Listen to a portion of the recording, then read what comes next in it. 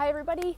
In this video we are continuing our discussion on getting our dogs to work around distractions, and we're going to talk specifically about calmness. So last week I talked about the 3 things that you need to do to get your dog to work around distractions that professional trainers do kind of naturally. Some of them do it naturally, some of us put a lot of thought into it. Good ones do both. So one of the things So we talked about last week the 3 things that professional trainers do around distractions that you need to do as well. Then I talked about how for us, and I know that this is going to be backwards, but for us we think about working around distractions in 3 pieces. So we have focus, your dog's ability to focus on you, their ability to be calm around distractions, and their self-control around distractions, as 3 separate components to getting our dogs to be calm and focused in the presence of distractions. And so last week I kind of just talked briefly about that, and this week we're going to start diving into each one separately. So today we're talking about calmness around distractions. And we pull it into those pieces because it's easy for our human brain to digest if we look at it in kind of a visual like this, where we have 3 components that we can work on and exercises that fit into each component. So we're going to talk about calmness first because I think it's one of the most important pieces, because if your dog isn't capable of being calm around distractions, if distractions kind of throw his arousal level through the roof, then you're really going to struggle with the rest of it.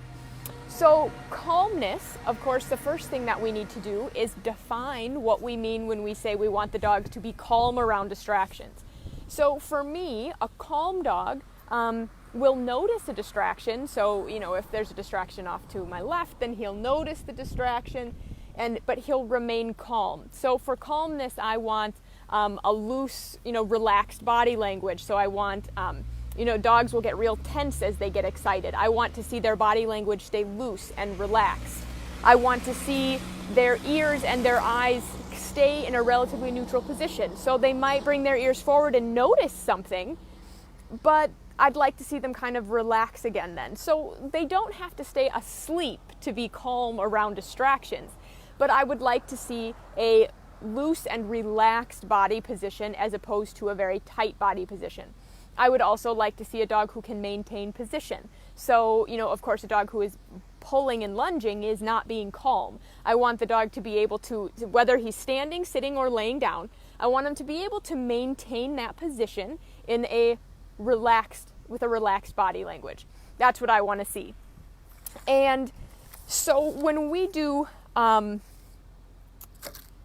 start to talk about calmness, there are a couple of things that we can do. So I'm going to share one exercise with you today, and then I will post a video of it later this week because I thought that I had accidentally deleted the video, but I found it. So now I can post it for you guys as a video example.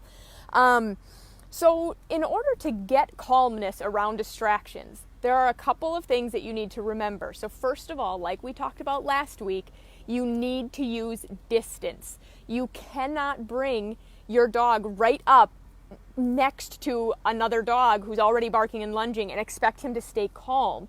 You need to stay back. You need to stay further away. So for example, this is the video that I'm going to show you guys. I talked about it last week and I thought that I had deleted it in the process of moving it from the camera to the computer, but I found it in a different file. So what I mean is, when we bring a dog into public, so we're working on this with a couple of our dogs right now. A couple of our dogs have been really distractible in public, which by that I would mean they pull towards distractions. They see a person and they start to pull towards them. They see another dog and they start to pull towards them.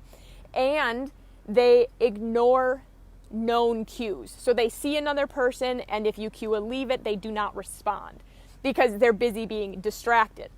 So what we do is we park far away from Walmart. The video you're going to see is of a puppy going to Walmart, and they're 6 months old. We park far away. If we cannot get our dog's undivided attention all the way away from Walmart, we're not going to go closer. So by undivided attention, I mean a dog who's responding to cues, who's offering eye contact without being asked, and who is staying engaged with me. When I have that engagement, then we'll move closer. And as soon as my puppy begins to show the smallest signs of being distracted, so he's starting to notice distractions again, but still listening to known cues, I'm going to stop moving and wait until I have his undivided attention again. So I'm going to wait until he seems to have stopped noticing the distractions. Then we'll move closer. So some dogs spend a lot of time training in parking lots. That's okay, as long as you're being safe and watching for cars, of course. But you have to start farther away from the distraction where your dog is being successful. So I'm trying to think of another good way to say that, because I think that this is one of the biggest mistakes that we see people make, is they get too close to the distractions too quickly. So if you know, for example, that when your dog gets, and this is why it's important to define behavior, because you need to know how far away it is from a distraction that your dog becomes a problem. So for us, I know that if a stranger comes within 20 feet of Bruno, he's likely to pull towards them. So that means that at the beginning of our training session, we're going to start 30 feet away and slowly move closer.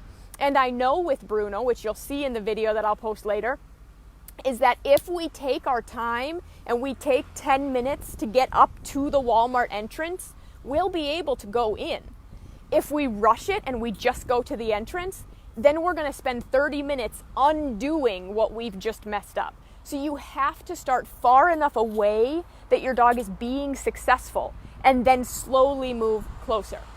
So what we do is we like a game called Distraction Mark Treat. Now, I heard this named by the people at Absolute Dogs and their online courses, but it is something that positive reinforcement trainers do, with a lot of them without thinking about it, some of them on purpose, but I had not heard it named this before, and so I like the name because it helps us remember what it is.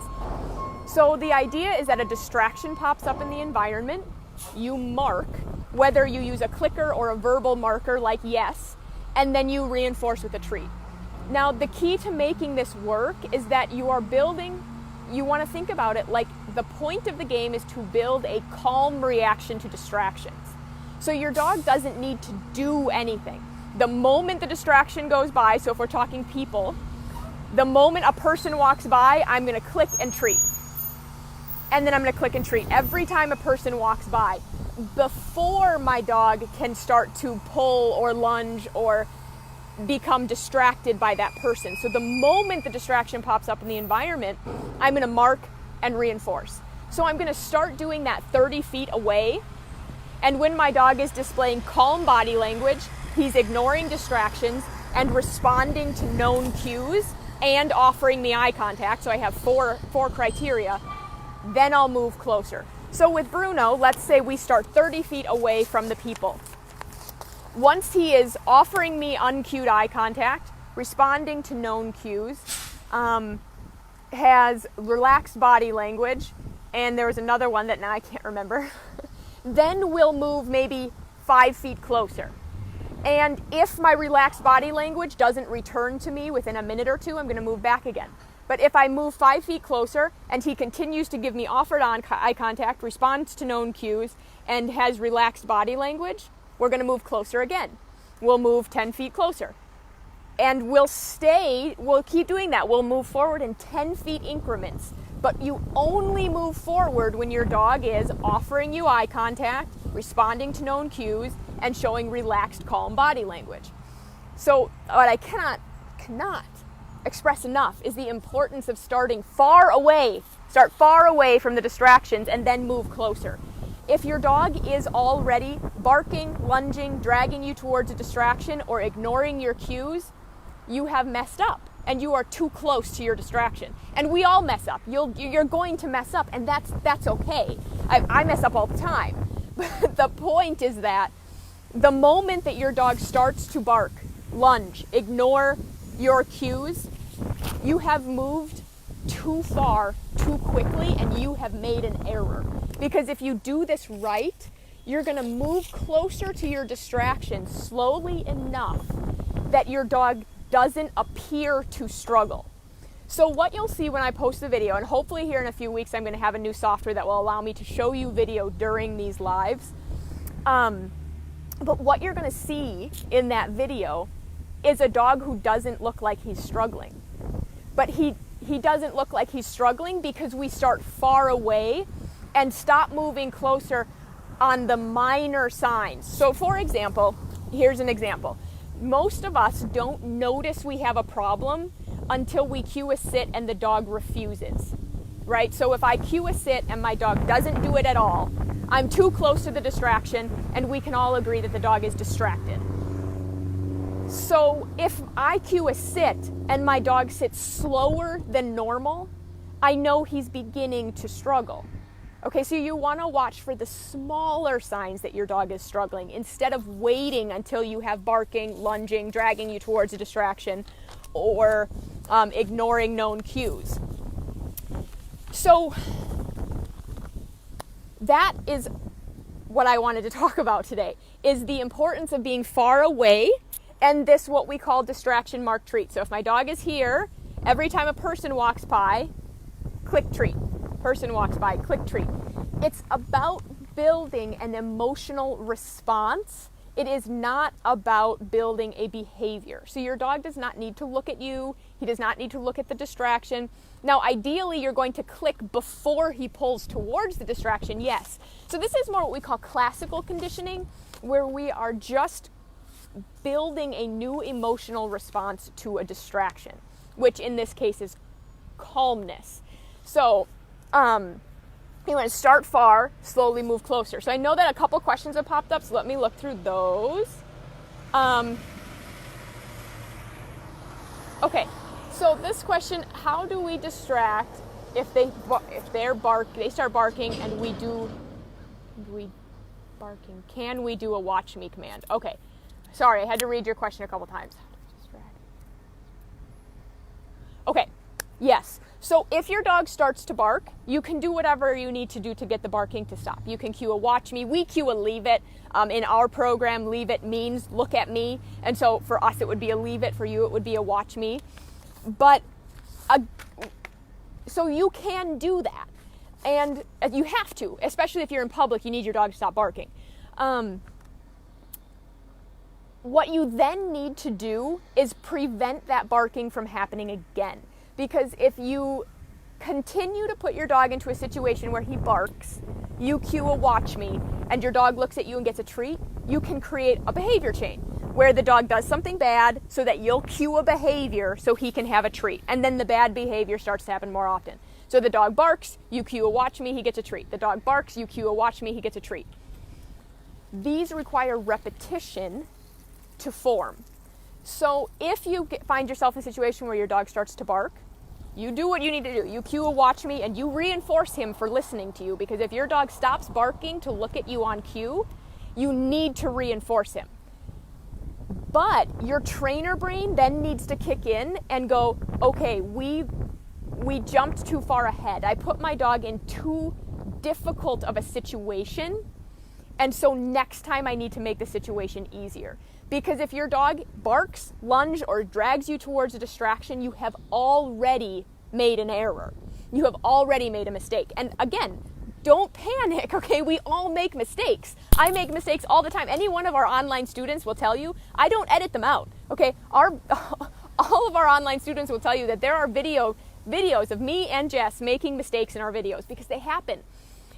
But then you want to take a step back and adjust for your next training session and realize you made a mistake. So next time, how are you going to compensate for that? And you're going to compensate for that by staying further away from your distraction. So distance is I was just talking about this with Jessica, and it is quite possibly, if I was going to narrow it down to the top 3 mistakes we see people make, not using distance is one of them. For sure. Not using distance, and probably not keeping your rate of reinforcement high enough. So when you're doing this, when you're working around distractions, and this is something we're actually going to talk about in a different video where we get to the part where we actually want the dogs to focus on us, where we're going to talk about engagement, but you need to use a high rate of reinforcement. Your dog should be earning 12 to 15 treats per minute when you're working around distractions that you know your dog tends to struggle. Now, you don't stay at 12 to 15 treats per minute. You know, our fully trained service dogs do not get that many treats per minute. But right now our 6-month-old puppies do. When they're in public, they're getting 12 to 15 treats per minute for working around distractions. So that's one of the other big mistakes we see make is you don't stay far enough away from the distraction and you're not using enough treats per minute. So you want to stay far enough away from the distraction. You'll hear me say this in every video where we're working around distractions because it's one of the most important things for you to do. Okay, so then the other question was, how often should we do this process? I assume you're talking about the distraction mark treat because I think that's when I saw your question pop up. And honestly, it should become second nature for you. So you pull it out as a formal exercise when you know your dog needs it. So we're going to be taking our puppies out into public tomorrow, and 2 of them, we know that this will be the primary focus of their training session. But distraction mark treat, where a distraction pops up in the environment and you mark and reinforce before your dog can make a mistake, is actually something that you want to make second nature. So, while your dog is in the process of being trained,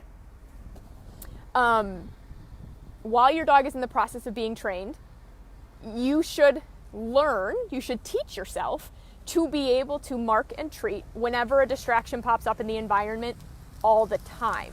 So it can be its own separate exercise like we just talked about. It can also be something you do when you're inside Walmart and you're heeling down the aisle and some kid comes running past you, or there's a crashing sound off in the distance, or fill in the blank. Whenever a distraction pops up, you can mark and reinforce in the middle of your training sessions. And that's the part that is hard. I'm not going to lie to you, you have to build a new habit. But it is one of the habits that I routinely see professional trainers have that habit, and it's something that owner trainers need to teach themselves. I mean, professionals were novices. I was a novice too. I had to teach myself to do this. So, like I said, it's something I have watched professional trainers do for years and years, and it is something that I finally heard named in a way that made sense to me from Absolute Dogs, who have online courses that are fantastic as well. But you want distraction mark treat to be something that you pull out as a tool as needed, but also something that you just do throughout the day, throughout your training sessions. So when you see, we're going to hopefully start posting some more videos on this page as well, and you'll see it happen with our trainers where we will be, it looks like we're doing healing, or it looks like we're doing leave-its or something. But the moment that a distraction happens, the dog will be marked and reinforced immediately, because we want to keep a calm reaction to distractions, which is very, very important for service dogs who are going to be exposed to distractions all the time. And most of the people who contact us because they're having trouble getting their dog to focus around distractions are having trouble because their dog is doing something like barking or lunging or dragging them towards distractions. Okay, so there's one more question. Do we take them into Walmart at midnight? Okay, we don't take them into Walmart at midnight, but we do go when there won't be a lot of people. So yeah, if you can get it into your schedule, it is definitely better to go into public when there are less distractions around. And so that is also something we talked about a little bit last week that I want to hit on today, and then we'll hit on it again when we get to other pieces of this, is while you're controlling distance, you also want to control the intensity level of the distraction. So if the distraction is very intense, so let's say that let's just stick with our people example. I know that's really common. Your dog sees another person and they get really excited. If you are going to do a training session to be calm around people, if your stranger is sitting still, you can probably work a lot closer than if your strangers are running around, right? So last week I talked about a park. If there are kids playing on a park, you're going to need to be further away from the distraction and move your way closer than if someone is just standing still. And it is the same thing out in public. So if I'm going to go to Walmart when it's busy, the intensity level of the distraction is much, much higher, which means I might have to use more distance than normal. So today we had a couple of our puppies out in public, and we went to a store here in town that is pretty quiet this time of day. So there were very few people. And so we didn't need to keep as much distance from the entrance as we will tomorrow when we go to Walmart, where people are constantly coming in and out and coming in and out. So you want to manipulate both the intensity of the distraction and how far away you are from the distraction. But distance is important, and understanding that you need to keep your dog at a point where he can be successful. That if your dog starts to bark or lunge or drag you towards a distraction or stop listening, has stopped responding to known cues, you have pushed your dog too far too quickly. And dog training is definitely, especially service dog training, is definitely one of those, the slower you go, the faster you'll get there. If you try to rush it, it's going to take you twice as long. It just always kind of works out that way. So it is much better to go to Walmart and spend 10 minutes and not even make it in the store, but have had a good training session, than to go to Walmart and spend 30 minutes struggling with your dog inside. It's not proactive. It's not helpful to do that. It is much more helpful to spend only 10 minutes, out in public, but have it have been a successful 10 minutes, than to try and spend more time out in public and have it not be successful. So, that is all that I have for you guys today. Remember to create distance from your distractions. That is the key takeaway. And we will talk about this, being at a distance is going to come up in all of the videos where we're talking about distractions, because it's really, really, really, really, really important that you start at a distance from your distractions and then slowly move closer. So let us know if you guys have any questions at all. Even if you're watching the replay, throw your questions into the comments, because we will answer them. And if you like this video, you found it helpful, like it or share it anywhere that other owner trainers might find it helpful as well. And we will see you guys next week. Let us know if you have any questions.